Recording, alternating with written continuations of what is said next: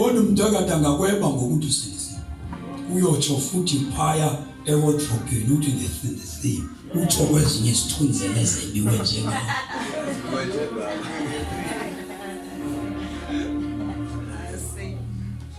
Ake sithi sana.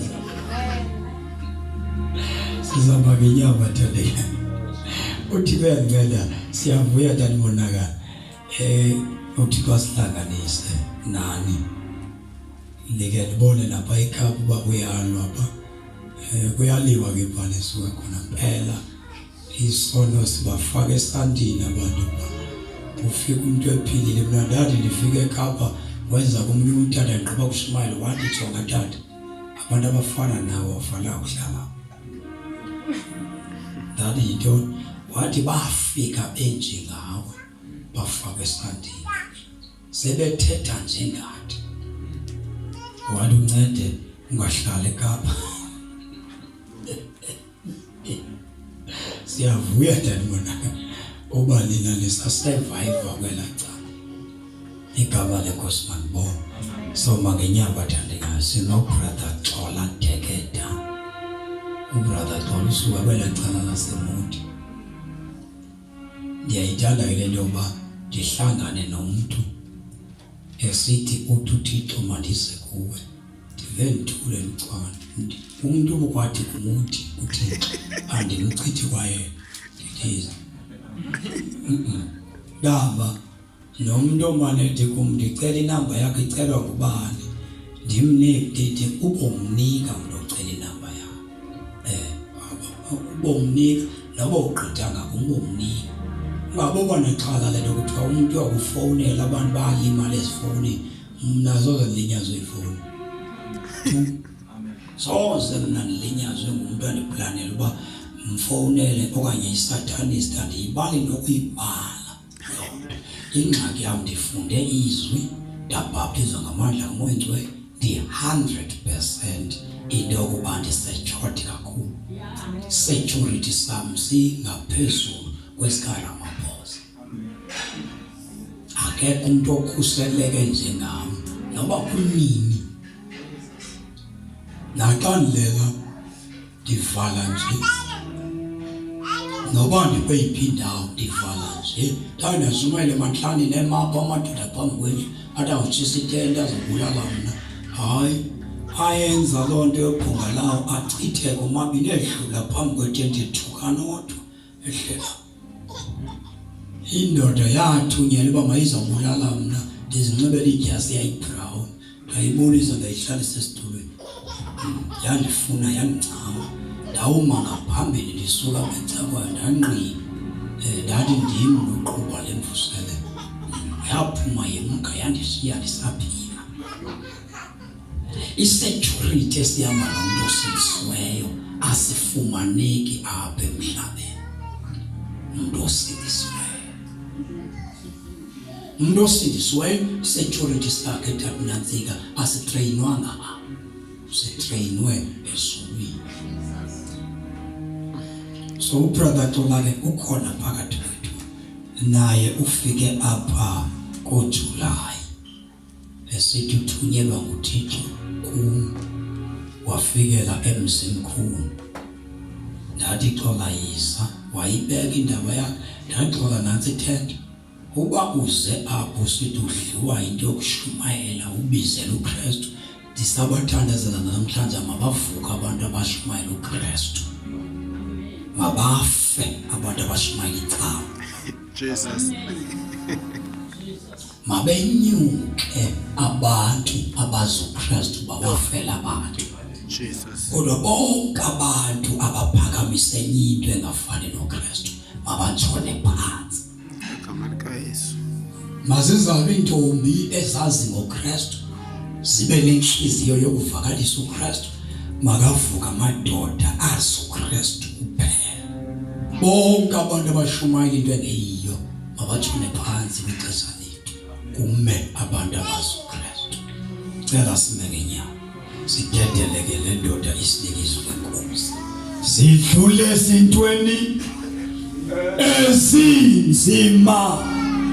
Shalom. Shalom. njalo sidlule ezintweni ezinzima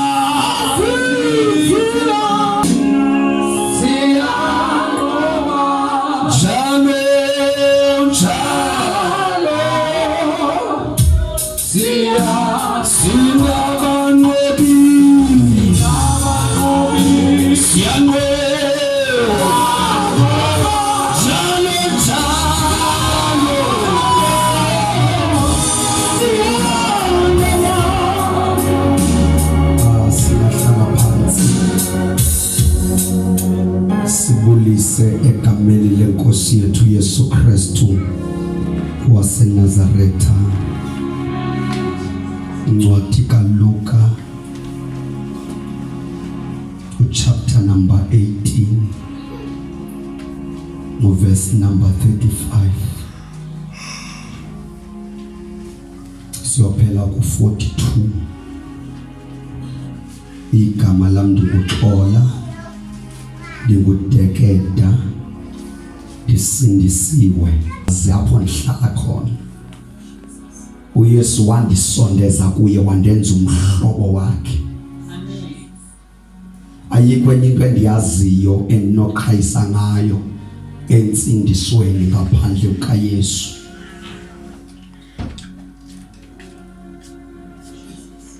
Ngibavile abantu beyiциkozela into yokusindiswa, kodwa ndafumana uYesu ongacikoziyo owandixelela ukuba kuhlukwana nesono kuphila ubungcwele ukuze ukwazi ukufika ekhaya. Asifunde elivesi nami ndithi mandingqine ukuba ndisindisiwe. Utata utsho kamnandi apha wathi ndeza kuwe kuba uThixo wayethe mandize kuwe. Yeza ndingamazi ngazi noba ingaphi le ndawo wathi mandize kuyo, kodwa ndeza. Ndithunywa kusithiwa nansi indawo yokusebenza, ndithunywa enkonzweni. Ndafumaneka njengomntana oqeqethekileyo ongammameliyo, ngoba ndakhetha ukumamela uThixo kunokuba ndabelwe ibranch emandishumayele kuyo. Amen. Ndamamela uThixo. Ndafika ndafumana uThixo. Hallelujah. Asifunde nomuntu okwazi ukufunda egameni lenkosi yethu Yesu. uYesu uphilisa imfama yaseJeriko. Izwi lakho lingcwele. Izwi lakho liyaphila. Livuka bubumnyama bubaleke. Izwi lakho linguwe. Silambele lona, thetha ngalo. Masingeva ubuciko oba uthetha, kodwa masive izwi lakho. Thetha lento ufuna ukuyithetha phakathi kwethu ukuze siphume sigoduke singabakhululekileyo, ngoba izwi lakho liyakhulula egameni likaYesu. Hallelujah. Hallelujah. Naku ndizokuzelisa abantu ndizokuzelisa abantu bangcwele bephuma kude kwindawo ngendawo beze bezokuhlukanisa unyaka benehloko abantu abakwazi ukuyibeka zokubulela uThixo, ngoba uThixo ethembekile ebomini babo. Benezinto abazibalulayo othi xa uzimamela uve nawe ukuba ezinto zinamandla zizinto ezimele ukubongwa kumdala kunezinsuku. Abantu abaqondayo ukuba le into ukuba ibingenguye uThixo ngengakhange ndigqithe kuyo. uDavide ke makabongwe uJehova. Hallelujah. Hallelujah. Hallelujah. Nathi kule ndawo size sizobulela kuThixo uyeke nje ukuba thina sizothetha ngezinye izinto kodwa kuzobulelwa. Haleluya. Egameni lika Yesu Kristu waseNazaretha.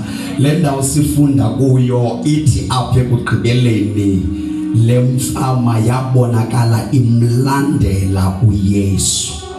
Imlandela uYesu, amehlo wayo evulekile.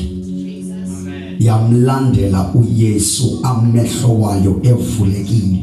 Yadumisa uThixo. Ilandela uYesu, amehlo wayo evulekile. Idumisa uThixo. Idumisa uThixo, amehlo wayo evulekile. Ilandela uYesu, idumisa uThixo. Haleluya. Haleluya. Nabantu baqala badumisa uThixo ngenxa yokubona imfama ibivalekelwe ngamehlo, ivulekelwe ngamehlo. Ilandela uYesu, idumisa uThixo. Haleluya.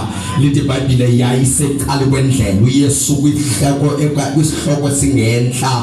Lithi iBhayibhile ukuchaza okwesibini uYesu ukuya kwakhe noma ukubethelelwa kwakhe, indlela azofa ngayo. Haleluya. So uYesu uya eJerusalema kodwa indlela yakhona kwamnyanzeleka ukuba mayodlula eJericho. Haleluya.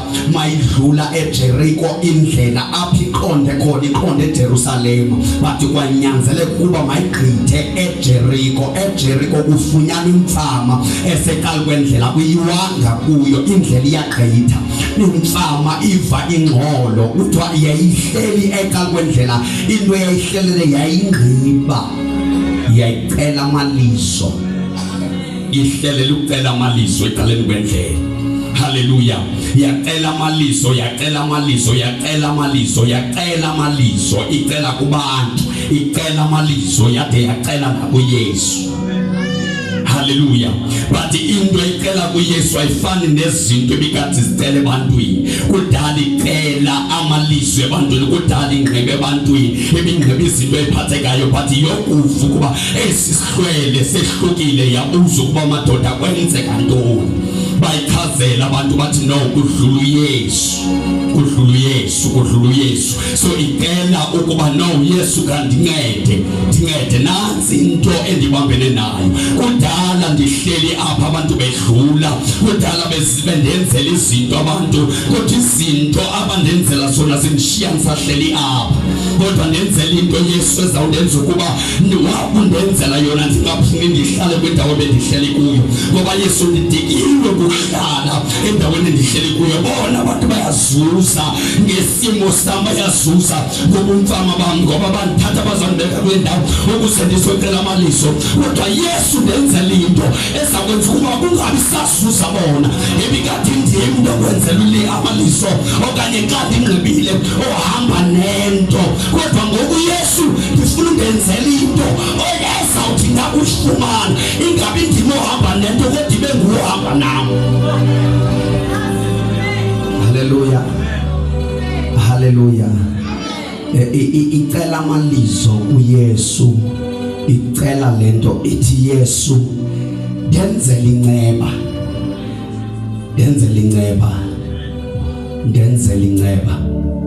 Inceba yinto yenzelwa ungafanelekanga. Ithi ndenzela inceba.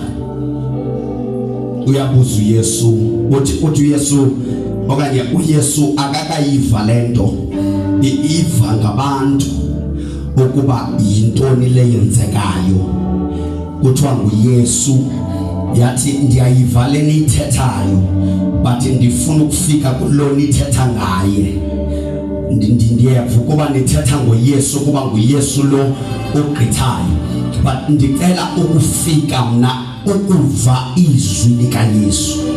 Ndiyamva uYesu lo nithetha ngaye ukuba nguye lo ogqithayo, but sendicela ukungeva amazwi wenu, ngoba ingxolo lena kudala ndiyivisisi sekude, and namazwi athethayo athi nguYesu isekwa ngamazwi afanayo nevoice sebesikade zibanga umsindo ziseza sisekude, but lo nithetha ngaye khandimvethetha.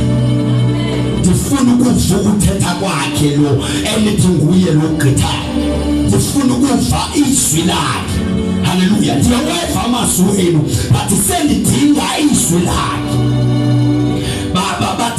Bathi uka egqitha sithi Yesu bafana bamvalele ukuba makangaliva izwi likaYesu. Bathi wathi endaweni yokuba makathule kuba abantu bayakwazi ukuthulisa wena ufuna ukudlula kubo. Bayakwazi ukuthulisa abantu. Bathulisa abantu ngoba bayamnandelwa xa usiva izwi labo. Abamnandelwa xa ufuna ukuva into abayivileyo. Haleluya. Haleluya. Bamnandelwa ukushumayeza ngokwabo. But abamnandelwa xa uzoshumayeza kulo bashumayezileyo. Ngoba abantu bayakwazi ukumvalela umuntu oserious ngokufuna ubona uYesu. Haleluya. Nakulendawo sidinga abantu abazogqitha ebantwini. Kudala kwashunyayelwa phezukobomi bakho. Basesidinga abantu abangazuva bashumayeli. Abazothi ndiyabulela ngokundazisa le ndoda undazise yona. Kodwa sengifuna uthetha nayo. Nenzele inceba Yesu. Ndifanelekanga ukuba ndingathetha nawe. Ndifanelekanga kuba ndingafika nokufika ekaleni kwakho. According isimo sawaJuda. Ngoba indlela endiyiyo ndingumlahlelwa ngaphandle. But Yesu ndenzele inceba. Njengomuntu ohlala ekhaya kwendlela. Kodwa Yesu ndenzele inceba. Haleluya. Senza ndinga nje ukuva nje iresponse yakho Yesu. Ndiyazi lento yokuthetha nawe anifanelekanga izono zami enzenzileyo zininzi kakhulu kuba ndingeva ukusho kwakho. Kodwa Yesu kawungenzele lento. Kawungenzele lento. Kawungenzele lento. Ndicela ukubonga Yesu. Uthi xa ethetha nayo yophi uthi bendikade ndikufa ngokufa kwendlebe kodwa namhlanje amehlo wami abonile. Haleluya. Baninzi abantu abafileyo ngayo kodwa bambalwa bamdibeneyo naye. Baninzi abasifileyo isandi sokuhamba kwakhe ngoba befika phakathi kwabantu abathetha ngayo kodwa bakwazi ukumbona noba besendaweni okuthiwa uYesu ubizwa kuyo. Haleluya. That's why sikholwa ngabantu abagcwala emabandleni kodwa begcwala bengamazi umnikazi webandla.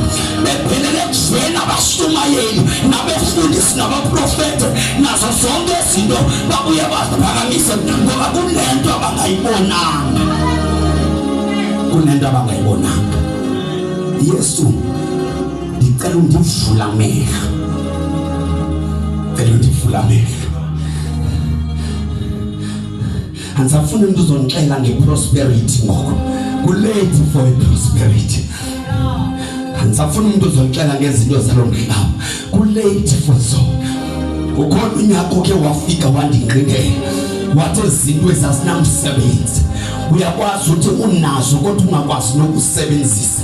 Kunonyaka othathe wanivalela endlini ngithanda ukuphumela ngaphandle. Kunonyaka othe ngifuna ukuyothenga ndinayo imali. Ngifuna ukuyikhupha ndinayo imali. Kwakho abantu abanivalelayo bathi andikwazi ukufika entweni endithi yeyami. Ngamanye amazwi bendingqinela lento ukuba ayoyami yeyalapha. Yesu angisayidingi into endizayinikwe iphathe kwayo. Bathi ndicela undivula amehlo. Sesiwusonga lo nyaka. Oh my God. Sidinga abantu abazotsho kanjani.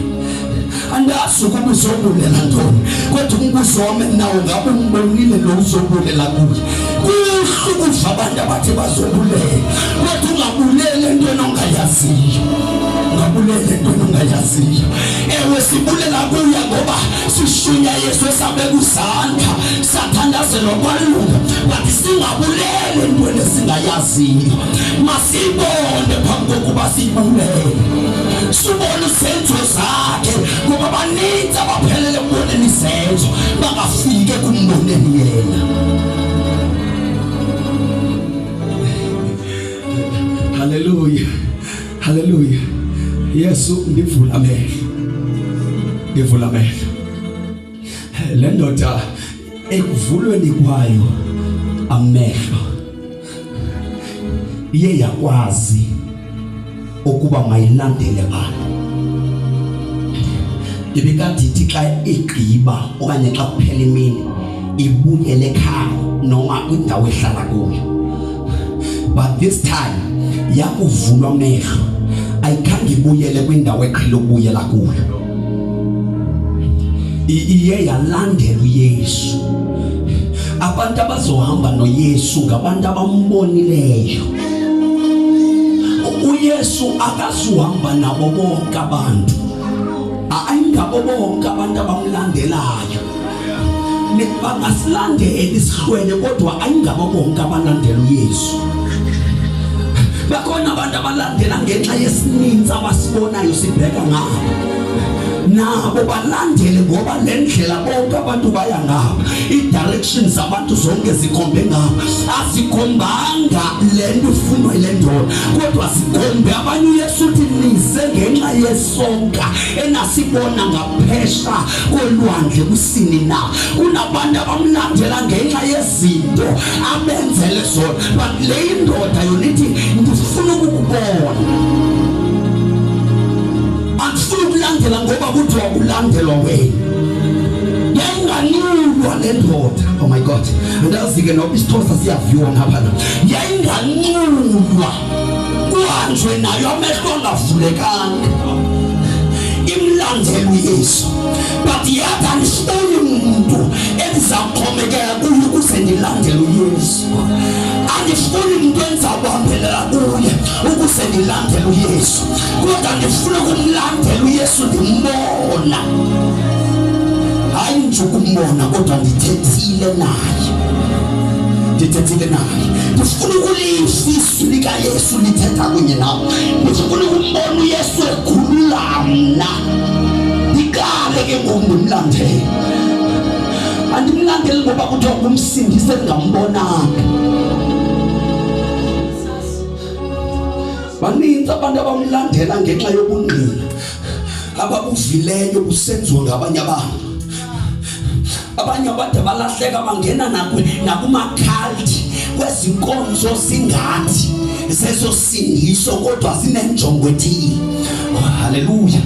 Ngoba ayingabo bonke abamshumayela uYesu ngokuba bangcwele benentshisakalelo noma benenkathalo ngemiphefumulo okanye benethemba lelizwe siyahuma, kodwa abanye bamshumayela ngenxa yesisu zabo. So baninzi ababekwa ngaphambili bafike bafakaze bathi sincedwe nguYesu.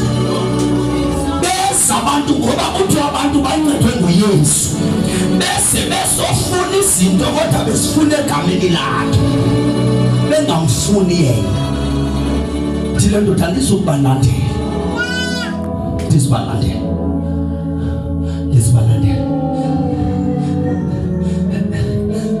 Ngexesha uThixo wathi mandize kuwe dada, ndike ndafika ndaxelela ndathi umpostile phaya undinike indawo wathi ambushumayela kuyo. Yathi umpostile andizukwazi ngoba uThixo bethe mandiye ngapha.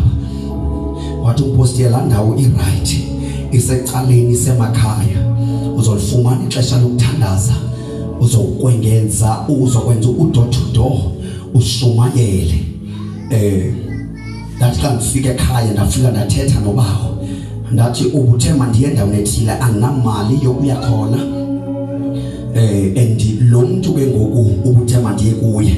Ndicela ngexesha ebexelelwe ndim ukuba wena uthi makube nguye ofonayo andibuze. Emveni kokuThixo wavela nje kusuku elandelayo wandinika imali yokuza, wavela wayenza yangapha kokuqonda. emveni koko wabuya wazofonisa utata ebendithe kumele amfonise so that azokwazi uconfirm ukuba nguye othe mandiye kulaa ndawo. So ukuze ndingayi kule ndawo kuthiwa mandiye kuyo ndizawulinda ezi zinto and uThixo wenze ezi zinto so that ndikwazi ukuba nguThixo lo othe mandizokwenza le nto. Uyabona tata, noba ungathi mandithathe umthwalo wam ndiphume ndigoduka namsebenza ndiyindawo ngenxa yokuba uthe uThixo mandize apha and le nto ebethe mandiyizele apha kakatsho ukuba igqityiwe. Andizanga kutata ngenxa yokuba ndizophakamisa yena, kodwa uthe izofunda le nto endifuna uyenze ngoba umntu oseyiqalile nanku. Baninzi abantu abashumayelayo but umntu oseyiqalisile into efunwa ndim. Imonti inkulu kakhulu elaqala ndisuka kulo laseTranskei likhulu kakhulu but uThixo wathi no, ayifumaneka apha. Ukwenye imino wakhe wanthatha isentabeni waniphakamisa wanibeka phezulu wathi wabona amabandla ndawo abesesigodini esesantsi wathi indawo akuyo bengamele ukuba kuyo, kodwa ngenxa yokuthanda izinto zomhlaba endithemba kwehlukane nazo basahleli kwileveli ebengamele ukuba bakuyo bekuba balapha bona ngokwezinga but abekho kubo ngoba izono zabo sisekubo noma beshumayela but bashumayela izono bengahlukananga nazo. Shumayela apha unentombazane worship team uyashumayela. Haleluya. Ngephumuya yazi bawulindiwe endlini ayonto yasekhaya leyo abahlangane naye. Hayi abalandele kuba usitubhekwa ngapha, hayi abalandele ngoba kuthiwa nguYesu but abamlandela bembonile bayahlukana nento zezwe.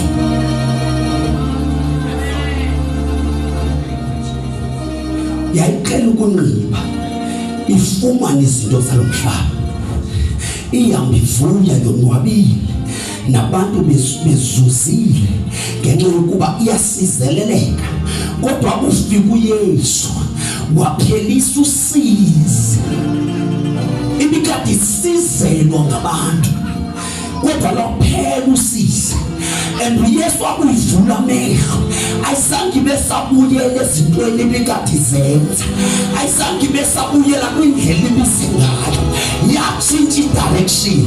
Ibiqhela ukubheka ngapha xa igoduka but this time ngoba ihlangane nomdala kunezinsuku, ihlangane nehlumela likaJesu. Undinguye ulizwa phakathi umdala kunezinsuku yahlangana noYesu, yatshintsha idirection, yalandela uYesu ingasamlandeli ngenxa yokuba kunento ezoyifumana. Imlandela ngoba imbonile. IBhayibhile liyayichaza ukuba yayisenza ntoni. Lithi iBhayibhile yayidumisa uThixo. Yabona ngoku sigawulela ngabantu abathi bancedakala kodwa uncedakala kwabo akudumisi Thixo, kudumisa abantu, kuphakamisa abantu. Ndincedwe lugcobo lwalapha ekhaya, ndincedwe lugcobo lukapapa. Haleluya. Ndibulela umprofeti, ndibulela indoda kaThixo ngoba baphelele ebantwini abafikanga kuYesu. Le ndoda yadumisa uThixo, yamdumisa uThixo abantu ebebekade belandela uYesu ngenxa yesu bephathekayo. Batshintsha ifocus, baqala badumisa uThixo nabo ngoba le ndoda seyiqalisile udumisa uThixo. Bapha abantu endaweni yakwaQhathula abasomdumisa uThixo, izinto zihamba kahle, izinto zingahambi kahle. Badumisa uThixo isixeko sonke sifane neSamari, sithi asamlandeli ngenxa yokuba size kuwe, kodwa amehlo wethu ambonile nendlebe zethu zimvulile.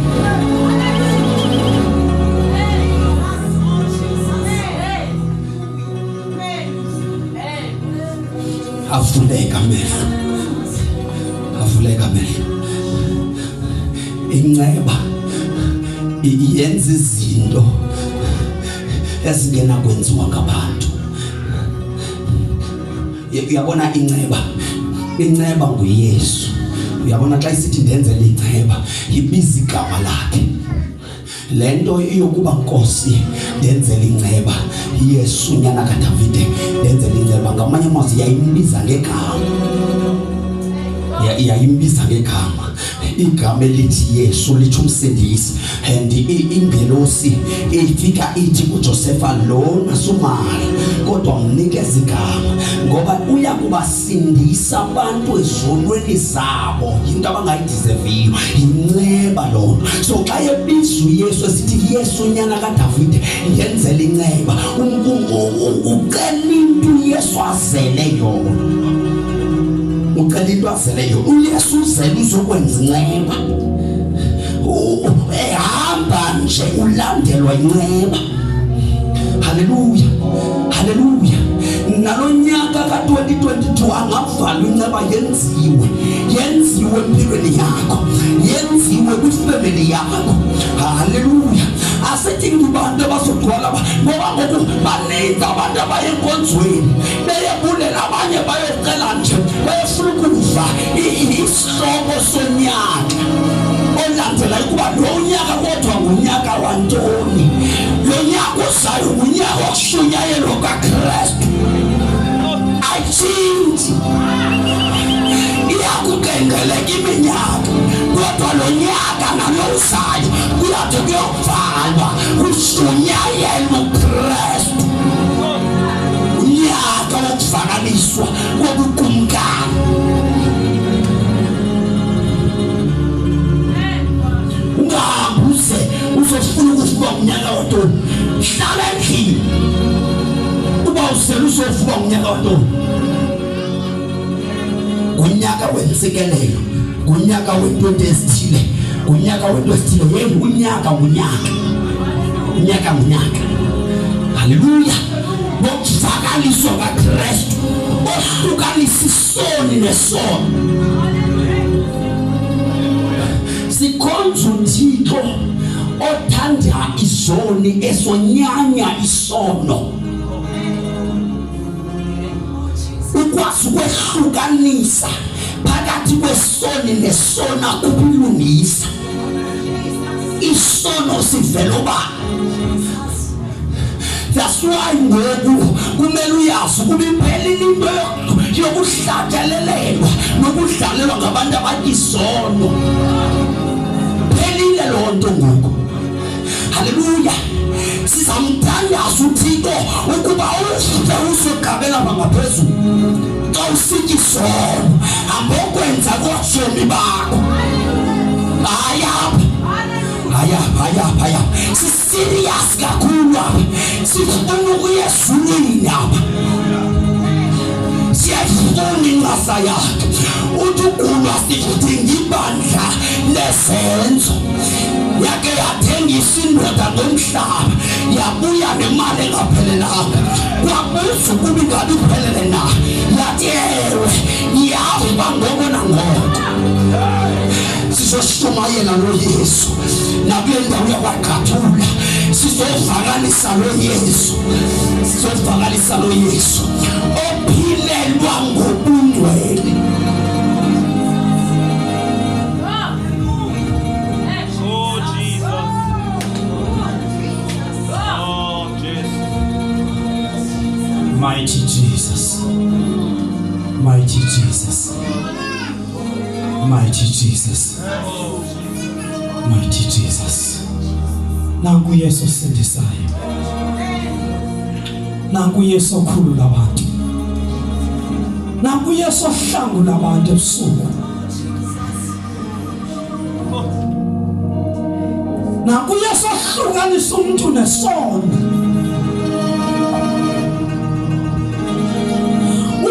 Uthixo ufuna abantu ebusuku.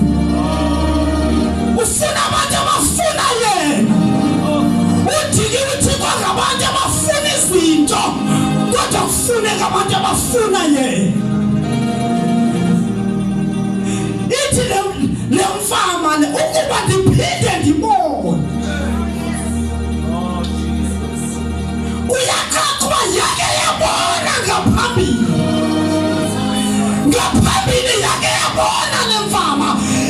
ke ngondiphinde ndibone kunezinto ezibetha le mfama yabana bomfama kahle kahle yona ibona yaze yalimala intshwane kulimasileyo kule ndawo enkulu kuna Yesu kuna Yesu kuna Yesu kuna Yesu kuna Yesu aphilisayo nako yasafuna mehlo nako yasasindisayo nako Yesu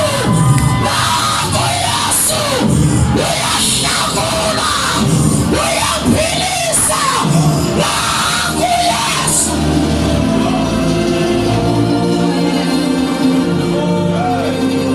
rapakasaka ayini mangwele kufuneka abantu abafuna yena ayawusuka sintweni namhlanje umuntu athi ndifuna ukubona mhlawumbi kudala usithi usindisiwe kodwa unabumfama abantu abathi Yesu Yesu Yesu ndifuna ukubona sesiyathandaza ebusuku sesiyathandaza ebusuku ngoba uyedwa mangwele uthixo akahambi nesininzi kodwa ufuna umuntu anasigqibo enhliziyweni yakhe ufuna umuntu azagqiba kuye ayezohamba nasihlwele uthi Yesu ndifuna ukuphinda ndibone buyisela amehlo ami Yesu Yesu ndilimele Yesu ndibethekile bihlakule nako yasahlakulayo nako Yesu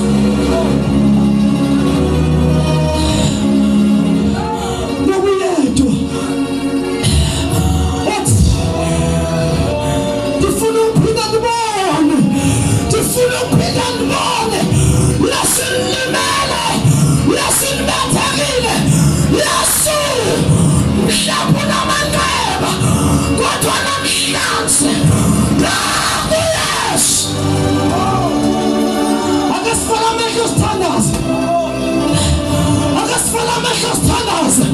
akasifala amehlo sithandaza uYesu uyaphilisa uYesu uyahlangula awukasa